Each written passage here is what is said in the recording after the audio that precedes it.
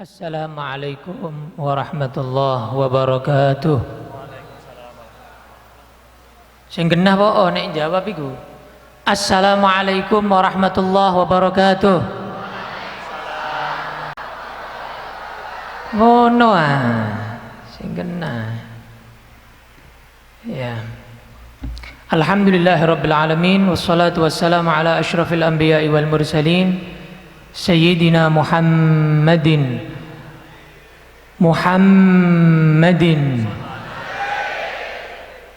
wa ala alihi wa sahbihi ajma'in wa la hawla wa la quwwata illa billahil aliyyil azim. Amma ba'd, hadratal muhtaramin, yang saya hormati orang tua saya, paman saya Al-Habib Umar bin Ahmad bin Idrus bin Ahmad bin Salim bin Ahmad bin Mutahhar Al-Mutahhar. Apal. Yang saya hormati sahabat saya, kekasih kita semua, ya, kecintaan kita semua, ya, dan pada kangen sama beliau, ya, Habib Hamid, Masya Allah, Ba'aqil. Dan juga sahabat saya, ya, Mas Anis, Ketua Risma JT, dan para ijnu dan ijmu. Oh ya, tadi itu saya di bawah ngobrol sama teman-teman pengurus Risma. Jadi di Risma JT ini ada dua, ada yang NU, ada yang Muhammadiyah. Yang NU kebetulan masuk organisasi, tapi rada abal-abal organisasi ini. Ijnu ini Ikatan Jomblo NU. Nek ijmu Ikatan Jomblo Muhammadiyah, ya. Ono ya, banyak, ya. Ijnu karo apa? Ijmu, wis sakarepmu, pokoknya jomblo kabeh, ya. Alhamdulillah, ya. Jangan lama-lama lah, kowe tahun wingi jomblo, tahun iki jomblo, yang ngenesmen. Jadi orang tuh punya peningkatan, tahun wingi dhewean, tahun iki barengan, gitu ya. Dulu kalau naik sepeda motor pengajian sendirian, sekarang sudah boncengan. Allahumma amin. Dulu kalau makan dulang awake dhewe, ya. Tahun ini kalau makan dulang bojone. Allahumma amin, ya. Alhamdulillah. Saya di sini tidak lama, ada acara lagi, dan Habib Hamid juga sudah gendangnya kelemik ke sana. Ya. Saya ingin menyampaikan sedikit beberapa kisah saja, dan introspeksi diri untuk saya dan kalian semuanya. Kita ini sekarang di tahun ini harus punya peningkatan. Jangan sampai umur kita sekarang ini, saat ini dan besok sama seperti kemarin, nilainya sama seperti tahun kemarin, apalagi lebih turun, lebih rendah daripada yang kemarin, lebih meningkat. Yang paling utama adalah saat ini seberapa jauh kita kenal dengan Nabi Muhammad, seberapa jauh kenal kita terhadap Nabi Muhammad sallallahu alaihi wasallam. Sallu ala Nabi, sallu ala Nabi. Seberapa jauh? Kalau kemarin kita masih kurang kenal dengan beliau, sekarang ayo datangi kajian-kajian, datangi pengajian-pengajian yang mana di situ mengenalkan kita tentang Nabi Muhammad sallallahu alaihi wa ala alihi wasallam. Karena seorang yang mau dekat dengan Allah Subhanahu wa ta'ala harus kenal dengan Nabi Muhammad. Kalau kita nggak kenal dengan Nabi, nggak akrab dengan Nabi, nggak bakal akrab dengan Allah, mustahil. Ente mau langsung ke Allah nggak lewat Nabi Muhammad, nggak akan bisa, mustahil. Pintu satu-satunya menuju Allah, akrab dengan Allah, ridhonya Allah adalah Nabi Muhammad. Sallu ala Nabi, sallu ala Nabi. Makanya para ulama dulu itu, para sufi, para salaf, mereka tuh berkata, dari mereka itu selalu ingat terhadap Allah dan terhadap Nabi Muhammad sallallahu alaihi wasallam. Jadi tingkatan manusia itu berbeda-beda. Kalau antum menjalankan ibadah mulai yang remeh, mulai yang rendah, mulai yang antum anggap itu biasa, kecil, cemen, tapi dilaksanakan, masuk kamar mandi kaki kiri, keluar kaki kanan, doa pakai siwak, masuk rumah tak kaki kanan, keluar kaki kiri, baca doa, mau safar baca doa, ya, kemudian bakti kepada orang tua. Hal-hal yang sehari-hari tadi itu kalau ngikuti sunnah Nabi Muhammad SAW, tingkatan antum akan naik. Lama-kelamaan antum akan jijik dengan maksiat. Jadi maksiat ini jijai gitu ya, jijik, gilani gitu. Maksiat itu jadi kemproh gitu ya, tidak doyan sama maksiat itu sudah. Dulu asalnya dia seneng sama maksiat, doyan sama maksiat, tapi ketika dia tambah meningkat tingkatannya, dia akan jijik, gilani gitu sama maksiat, dosa. Setelah dia tingkatan gilani sama dosa, lama kelamaan tingkatan yang lebih atas dia gilani sama hal yang makruh. Jadi hal-hal yang nggak perlu itu, yang makruh, yang dibenci Allah walaupun nggak ada dosanya, itu gilani, kemproh begitu ya, jijik. Tingkatan itu naik lagi, tingkatan selanjutnya dia jijik kalau waktunya walaupun 1 detik di situ tidak berzikir kepada Allah, nggak ingat sama Allah, nggak ingat sama Rasulullah. Gila nih, 1 detik itu nggak zikir, 1 detik nggak sholawat, 1 detik nggak baca Quran, 1 detik nggak ibadah, nggak ingat sama Allah, nggak tafakur, rasanya kayak bermaksiat gitu. Padahal nggak maksiat, tapi rasanya kayak habis maksiat, melakukan sesuatu yang besar, kayak habis zina, kayak habis bunuh orang, karena tingkatannya sudah tinggi. Tingkatannya sudah tinggi. Seperti Nabi Adam lupa makan buah khuldi, lupa, kelalen, kesupen, ditendang sama Allah kok diusir dari surga kok, pada lupa kok, karena tingkatannya tinggi. Mimbab hasanatil abrar sayyiatil muqarrabin, kalau dalam tasawuf seperti itu pembahasannya. Makanya para ulama, para sufi, para salaf, para wali, mereka menyatakan kami lebih baik daripada lupa sama Allah 1 detik, lebih baik kami masuk neraka 1 detik tapi ingat sama Allah. Neraka. Ada yang berani ngomong kayak gitu, neraka tenan kapok ya. Nah kalau wali beda, mereka dari jijainya sama lupa sama Allah, jijainya sama makruh, jijainya sama maksiat, mereka sampai menyatakan lebih baik ana masuk neraka tapi ana ingat sama Allah di dalam neraka, daripada ana tidak masuk neraka tapi ana lupa sama Allah. Masuk neraka lo api, ingat sama Allah. Dari mereka jangan sampai lupa sama Allah, betul-betul kemproh, hal yang jijik, gila nih. Nah, seberapa jauh kita kenal dengan Nabi Muhammad SAW? 2 kisah akan saya bawakan malam hari ini. Pertama, kisah akhlaknya Nabi Muhammad SAW. Yang kedua nanti akhlaknya sahabat Nabi yang belajar dari Nabi. Nabi Muhammad SAW pernah sholat dengan para sahabat. Sholat, Nabi imam, sahabat makmum semuanya. Nah sahabat Nabi itu kan ada juga yang baru masuk Islam, ada juga yang ilmu fikihnya itu masih dasar, belum ngerti betul ilmu fikih, belum dalam, karena baru masuk Islam, baru kenal sama Nabi. Ada 1 orang badui, wong desa, wong pelosok, wong gunung, pelosok banget, wong desa. Dia ini baru kenal sama Islam, baru masuk Islam, baru berapa kali sholat.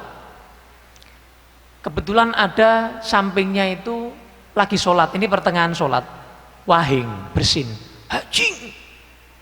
Terus orang Badui ini nggak ngerti, dia jawab yarhamukallah. Kalau orang ngerti kan nggak jawab karena lagi sholat. Lah dia baru ngerti, orang bersin sunnah jawab yarhamukallah, durung ngerti nih pas sholat rasa dijawab, ngono lho. Ngerti nih ngono, lah wis wajar, maklum gitu ya. Wong iki kadang-kadang baru ngerti, baru kajian, baru sekali 2 kali kajian, wis koyo yo ngono ya. Kayak paling bener dhewe ngono ya, kayak paling bersih gitu, paling suci begitu. Makanya sering saya katakan lebih baik merasa salah daripada merasa soleh. Lebih baik merasa salah daripada merasa soleh. Ketika Anda merasa diri Anda tidak lebih baik dari orang lain, maka menurut Allah diri Anda adalah lebih baik daripada orang lain. Setuju? Halo, halo, halo. Setuju? Sallu ala Nabi. Sallu ala Nabi. Maka sahabat yang lain kaget. Iki ya baru ngerti pas sholat itu istilahnya orang awam itu beda cara muamalah berhubungan dengan orang awam itu berbeda. Nah sahabat-sahabat yang ngelirik kabeh. Iki kok ya rahimakallah piye iki? Dilirik kabeh. Jadi sahabat Nabi ngelirik dia semuanya. Dia orang baduinya wong desanya bingung. Lah kok ngelirik aku kabeh? Masya'nukum limadza tanzurun ilai? Ngapa kowe kok ndelok-ndelok aku? Ngomong dia. Wong Badui tidak tahu kalau ngomong dalam sholat itu membatalkan sholat. Ngomong deh, ngapa ndelok-ndelok? Ndelok ya aku kabeh ngapa? Ada apa lihat-lihat saya? Katanya orang Badui itu. Para sahabat tambah yang sampingnya itu yang ngerti megang bahunya sampingnya. Maksudnya, rasa mbok delok, rasa mbok delok. Tambah dawa kok iki kok. Jadi dipegang bahu sampingnya, nanti megang bahu sampingnya. Maksudnya menengo, wis rasa mbok delok ngono lho. Siku sik awam ngono lho. Selesai sholat, Nabi Muhammad SAW tanya, tidak marah, tidak kemudian dituding-tuding orang. Tadi siapa tadi yang ngomong waktu sholat tadi, kata Nabi? Baduinya tadi, saya wahai Nabi Muhammad SAW, dipanggil. Orang meh dikampleng, orang meh dibully, orang meh diece, tidak. Sama Nabi Muhammad SAW dipanggil, sini duduk sini. Wah disayang sama Nabi. Wong ngono ngene iki kudune disayang. Wong sing ya nah itu kudune disayang. Ojo malah mbok loke yang kedoh nambah jauh dia. Harusnya sing ya nah kuwi mbok cedhaki. Harusnya diajak. Dakwah itu mengajak, betul? Setuju? Panggil sama Nabi, duduk di hadapan Nabi. Bilang orang sholat itu cuma bacaan-bacaan sholat. Selain bacaan sholat tuh nggak boleh. Oh gitu toh. Baru ya. Baru ngerti dia. Maka orang itu bilang, deloken Nabi Muhammad rak pelirik kayak awakmu. Awakmu lho rak kayak Kanjeng Nabi ya pelirik mbak aku. Dia banggakan Nabi, ini guru saya loh. Guru saya tidak kayak kalian. Guru saya sebaik-baik guru, nek ngajari wah luar biasa. Betul-betul menyentuh hati. Sallu ala Nabi. Sallu ala Nabi. Sallu ala Nabi. Kisah yang kedua. Seorang sahabat namanya Khubayb bin Adi. Siapa? Khubayb bin Adi radhiyallahu anhu. Beliau sahabat Ansar dari Aus, dari apa namanya, kabilah Aus ya, jadi dari suku Aus. Kan di Madinah itu ada suku Aus sama Khazraj. Dari suku Aus, beliau sahabat Ansar, namanya Khubayb. Sahabat Khubayb ini kebetulan waktu jihad ditawan sama orang kafir. Jadi ditawan sama orang kafir. Udah, istilahnya sama orang kafir ditawan. Tawanan itu antara dibebaskan, bayar. Mau saya bebaskan, bayar, tebus diri kamu, bayar. Atau dibunuh, atau dijadikan budak. Khubayb ini kebetulan karena sahabat Nabi, mereka orang-orang kafir Quraisy pegel mbek Kanjeng Nabi, marah sama Nabi Muhammad, emosi sama Nabi Muhammad, sahabatnya mau dihabisin, mau dibunuh.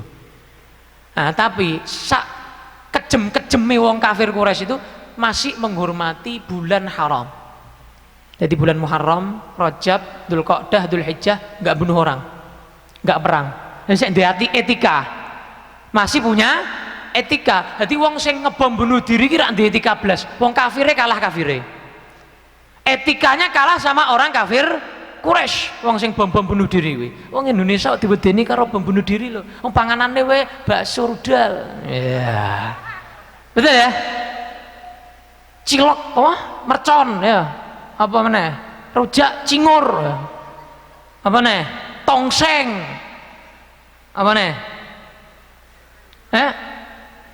Gula batu, wah, watu pangan no. Gula pasir, wah, apa nih? Rawon setan, Surabaya no rawon setan ini dipangan no. Wong Indonesia rasa boden-bodeni karo bom bunuh diri, ya, panganane kan. Cocok, masuk ya. Tekan di mau bom ya. Jadi masih punya etika, istilahnya masih menghormati bulan-bulan 4 bulan tadi itu bulan haram, nggak dibunuh. Jadi Khubayb ini kok bulan haram selesai ente baru dipenggal, jadi ditunda. Nah Khubayb ini wis brewoke wis apa istilahnya panjang misalnya, sudah panjang wis ra karuan ya. Mumisnya banyak sudah karuan, sudah ditawan lama. Akhirnya Khubayb ini bilang, saya pinjem peso ya, saya pinjem peso buat cukur, biar saya kalau ketemu Allah itu bersih. Hati meh dipateni wis siap-siap ya. Wah sudah persiapan, saya biar rapi, kalau ketemu Allah biar rapi. Lah ana wong saiki durung mati wis ra rapi ya, jenggotnya wis kayak bendrat. Ngerti bendrat ya? Jadi kawat ngene lho, telu tok kayak apa? Bendrat, ngerti bendrat tak? Kawat itu loh, kawat gembangun itu loh. Nggak rapi. Nabi Muhammad itu punya jenggot tapi rapi. Bayang no Nabi Muhammad jenggotnya telu, ganteng ora? Ganteng ora? Saya tanya, ganteng ora? Saya tuh kalau bahas sama orang tuh kadang-kadang tak rasional ke, ben mikir loh, di otaknya dipikir. Makanya Allah dalam Al-Quran sering afala ta'qilun, kowe ra mikir. Allah tuh ngajakin ente mikir gitu loh. Afala tatafakkarun, mikir ngono lho. Afala tatadzakkarun, ente ndak ingat, ndak mikir. Diajak mikir sama Allah. Dan biasanya wong ngono kuwi afalam yasiru awalam yasiru, kurang piknik kalau bahasa Qur'annya. Kurang apa?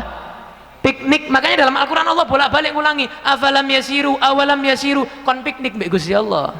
Ente ki sang akeh piknik ben rak nyalah-nyalahke wong. Biar jadi orang yang betul-betul tahu jejak Islam, sejarah Islam, mengikuti sejarah Nabi Muhammad. Sallu ala Nabi. Sallu ala Nabi.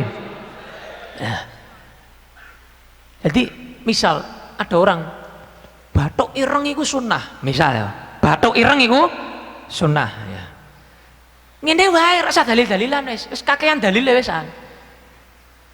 Bayangno Nabi Muhammad bathuk ireng, bayangno wae wis. Gantengnya kurang ora? Saya tanya, jawab jujur, gantengnya kurang ora? Bayangno Nabi Muhammad ireng loro ngene. Tambah ganteng apa kurang gantengnya? Kurang. Berarti bathuke ireng iku sunnah apa bid'ah? Hah? Ya nah ora? Ya nah, kecuali mang asli lahir ireng ya. Ireng sak bathuke ya. Ya kulite ya. Tapi diamplas-amplas. Ya ora sunnah wis jenenge. Ya, sujud digosok-gosok ini. Iku malah bid'ah. Ya. Nah, ya nah be, ya, Ibu Mare, aku mau wakili Ibu Mare, ya nah be, ya. Nah, melanjutkan tadi, Sayyidina Khubayb pinjem peso, nah dulu ya cukuran lah ya, pinjem cukuran, dicukur. Kebetulan dititipkan di satu rumahnya orang kafir, yang mana punya istri, punya anak masih kecil. Ibunya lagi masak, bapaknya lagi kerja. Anaknya nangis. Akhirnya oleh Sayyidina Khubayb, anaknya itu diem-diem, masih pegang peso ini, dikeloni istilahnya, didiemkan, diajak main sama Khubayb. Ibunya setelah masak datang, lihat tangannya peso, tangan kiwane nyekel anake. Wah, mbak digorok anakku ini, drodok ibuke. Wah, deg-degan ibunya ini. Khubayb ketika ngeliat ada ibunya, langsung Khubayb menjauh. Jangan takut, kata Khubayb. Tenang, anakmu aman, tadi nangis. Tak buat anak kamu guyu, tak buat anak kamu senyum biar tidak nangis. Saya kasihan tadi lihat anak kecil nangis. Tenang, jangan khawatir kalau sama sahabat Nabi itu tidak ada yang khianat. Sahabat Nabi itu tidak ada yang bunuh anak kecil. Waktu perang aja nggak bunuh anak kecil kok. Perempuan aja aman, anak kecil aman kok. Orang lemah aman kok, tanaman aja aman. Jangan khawatir, saya nggak akan ganggu anak kamu. Sudah, kamu bawa aja, jangan khawatir. Wedi, ibunya wedi, takutnya mau dibunuh. Tapi Khubayb adalah seorang sahabat Nabi, belajar akhlak dari Nabi Muhammad sallallahu alaihi wasallam, ngerti etika. Ini awake dhewe, anake sak bojone enteki kabeh, habisi semua. Akhirnya sampai waktunya Khubayb mau dibunuh. Tiba saatnya, keluar bulan haram, Khubayb saatnya untuk dibunuh. Khubayb bilang, "Sik ya, tak sholat sunnah 2 rakaat dulu. Biar saya kok ketemu Allah tuh enak." Tak sholat sunnah dulu. Sempat mikir sholat 2 rakaat dulu. Awake dhewe mungkin, "Wah, ya Allah Gusti, ya Allah Gusti." Wis ngono ngene. Ketok napa pedang ketok apa wis bingung. Tak sholat sunnah 2 rakaat dulu. Maka ini adalah sholat sunnah yang nggak pernah diajarkan Nabi, yang akhirnya diajarkan Nabi karena Khubayb. Jadi sunnah, kalau kamu ditawan mau dibunuh, sholat sunnah 2 rakaat, sholat sunnah meh dipateni ini sunnah hukumnya. Ya tapi aja sampai lah ya. Ngamal kuwi gelem ora ya? Mau? Nah, jadi ada sholat sunnah 2 rakaat untuk sebelum dibunuh itu ada. Nah, pertama kali yang buat amalan ini adalah Khubayb, diakui oleh Nabi Muhammad SAW. Sholat sunnah 2 rakaat dipercepat sama Khubayb. Selesai sholat Khubayb bilang, "Kalau saya nggak khawatir kalian ngira saya takut mati, tak perpanjang sholat saya, tak akei sholatku. Tapi saya nggak mau. Orang Islam nanti akhirnya dipikir awet dimati, sholatnya disuwe-suwe, saya tidak mau. Tak percepat sholat saya, ben kowe ngerti aku wani karo mati." Wah, kedel sahabat Nabi ya. Mulai cilik ceklane padang kok. Kowe cekelanmu PUBG yo. Cemen kabeh tempe. Sahabat Nabi sallallahu alaihi Nabi. Ketika selesai sholat sunnah 2 rakaat mau dipenggal, semuanya orang kafir ini, depannya ini. Orang musyrik semuanya. Bingung, ya Allah. Saya ini akhir hayat pengen kirim salam sama Nabi, sapa ya? Orang yang saya titipi salam ya? Tidak ada, nyari orang Islam tidak ada, karena dia ditawan orang kafir. Jadi meh mati saya dipikir Nabi Muhammad. Gimana saya mau kirim salam sama Nabi sallallahu alaihi Nabi.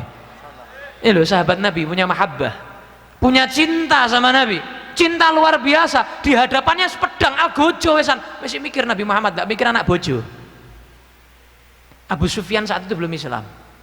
Abu Sufyan bilang sama Khubayb, Khubayb, tenang, kita culke, ente tenang, akan kami amankan, ente bojomu anakmu ke bakal seneng-seneng, tapi syaratnya Nabi Muhammad pindah sini, Muhammad suruh sini, suruh di posisimu.